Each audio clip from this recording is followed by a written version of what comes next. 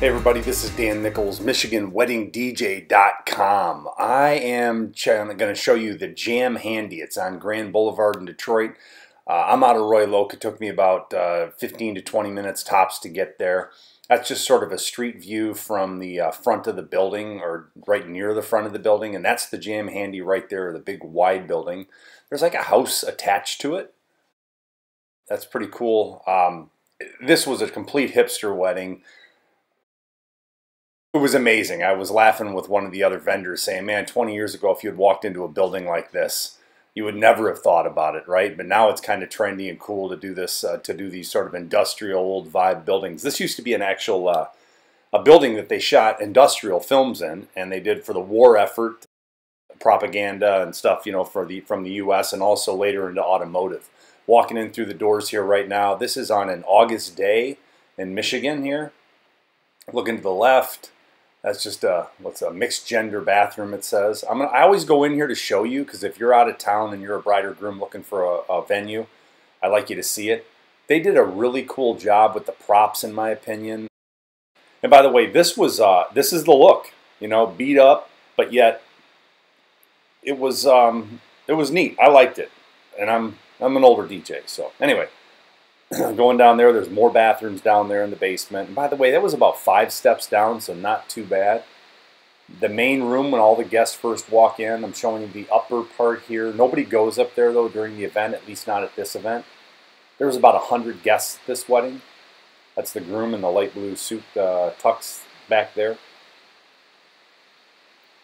And they did like this sort of jungle theme. Even the cocktail music had that vibe. I was playing like Harry Belafonte, Coconut and Lime, and all these different songs, and I really thought they pulled it off beautifully. It looked like it kind of reminded me of a movie set in a lot of ways.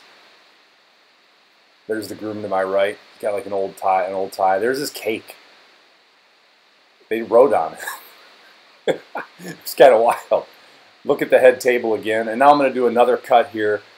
This cut here shows you again the room, just a wide sweep of the main room. Now this is not where they danced. This is where they dined, and they had a company called, I believe it like Gorilla Foods or something like that. They have a Pink Flamingo catering truck and all this, and the food was fresh from the table. Old couches, by the way.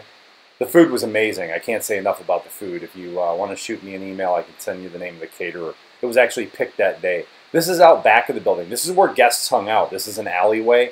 You know, like they were out there smoking, I should say. Not all the people hung out there, but they hung out, sat there. There's a bonfire thing at the end. Back in, these doors, by the way, were probably 30 feet high that I just walked in and out of, getting into the alley, because they had to pull cars and trucks into this building back in the day. Another huge doors.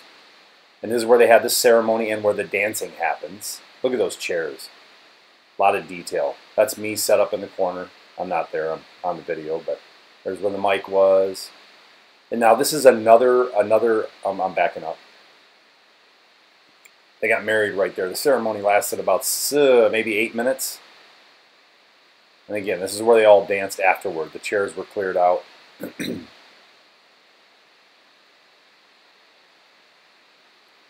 100 guests.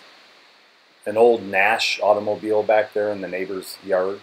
A couple of steps I'm dropping down. And again, this is where people were hanging out, smoking and doing some drinking.